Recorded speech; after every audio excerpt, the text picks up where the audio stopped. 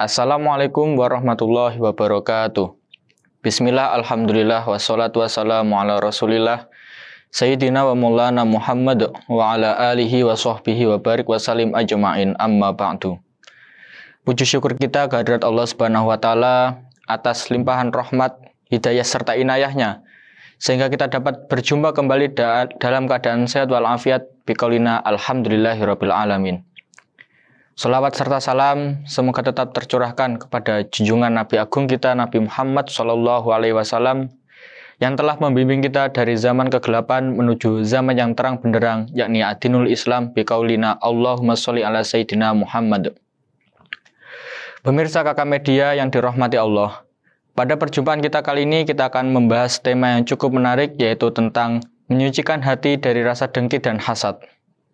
Seperti yang kita ketahui bersama bahwasanya pada bulan suci Ramadan, pada bulan suci ini seluruh umat Islam berlomba-lomba dalam menjalankan amal ibadah. Karena pada bulan suci ini Allah menurunkan seluruh rahmatnya, menurunkan seluruh ampunannya, dan juga melipat gandakan seluruh amal ibadah manusia apabila mau mengerjakan pada bulan suci ini.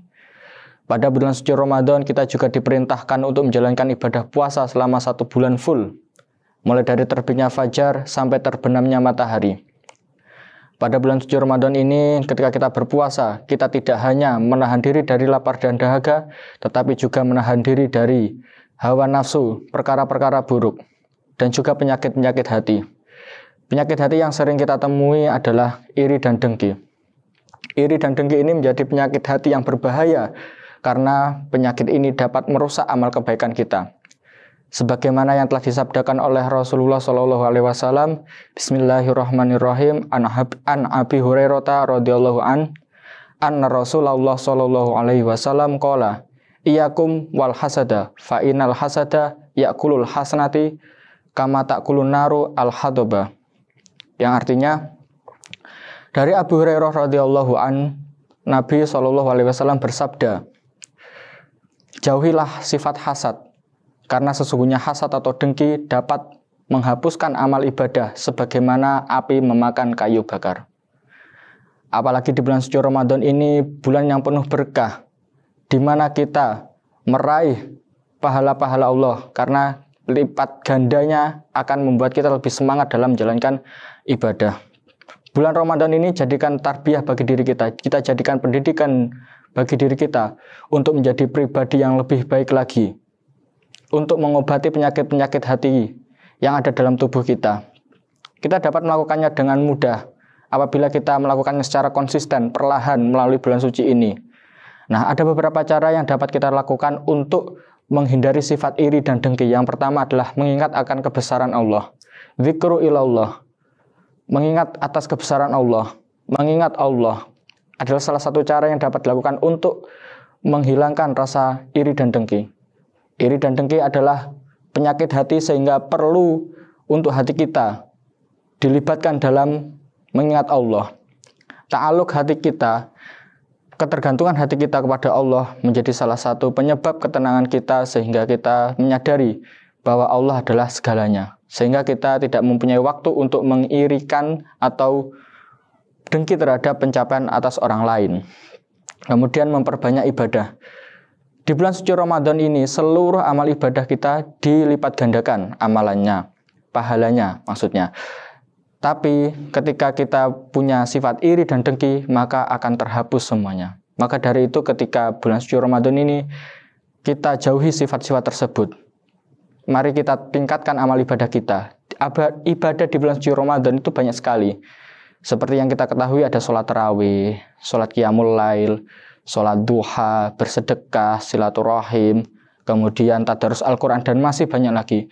Sehingga waktu kita penuh dengan kegiatan-kegiatan positif, dan jangan sampai waktu kita kosong hanya digunakan untuk penyakit-penyakit hati seperti iri dan dengki tersebut. Kemudian sering membantu orang lain.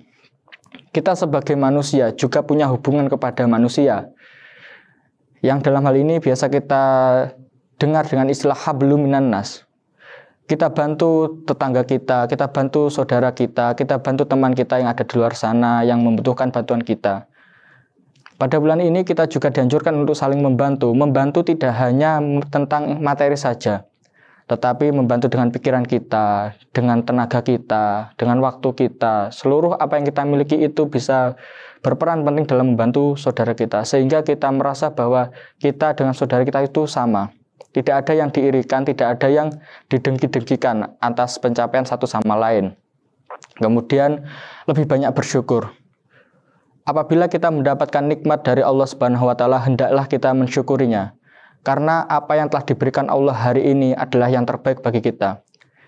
Mensyukuri nikmat Allah tidak harus menunggu kaya. Mensyukuri nikmat Allah tidak hanya menunggu kita mendapatkan uang banyak, tetapi kita diberikan kenikmatan seperti kesehatan, bisa menjalankan amal ibadah. Itu adalah salah satu bentuk syukur kita kepada Allah Subhanahu wa taala. Karena kewajiban kita adalah mensyukuri nikmatnya, dan apabila kita mensyukuri nikmat Allah, maka Allah akan menambah nikmat tersebut, dan apabila kita mengkufurinya, maka siksa Allah akan sangat pedih. Kemudian memelihara sifat rendah hati. Sifat rendah hati ini perlu sekali kita tanamkan sejak dini, karena sifat ini yang menjadikan pondasi diri kita agar tidak mudah terpengaruh oleh orang lain. Orang lain mendapatkan sebuah kenikmatan, tetangga bisa beli rumah, tetangga bisa beli mobil, bisa beli ini itu. Rasa dengki dan iri ini akan muncul apabila kita tidak memiliki pondasi seperti kerendahan hati. Kita ingatlah bahwa apa yang diberikan oleh Allah ini adalah hal yang terbaik bagi kita. Semua sudah ada nikmatnya masing-masing. Nikmat mereka belum tentu nikmat bagi kita. Nikmat bagi kita belum tentu nikmat bagi orang lain. Nah, pada bulan suci ini hendaklah kita bersihkan diri kita, sucikan diri kita dari penyakit-penyakit hati tersebut. Karena pada bulan suci ini kita bisa melatih diri kita untuk menjadi lebih baik lagi. Dan tentunya kita harus meminta pertolongan kepada Allah Subhanahu wa taala untuk bisa meninggalkan penyakit-penyakit seperti itu. Semoga pada bulan Ramadan ini seluruh amal ibadah kita dapat diterima oleh Allah, dengan harapan setelah Ramadan ini kita bisa menjadi pribadi yang jauh lebih baik, lebih beriman, bertakwa kepada Allah Subhanahu wa taala.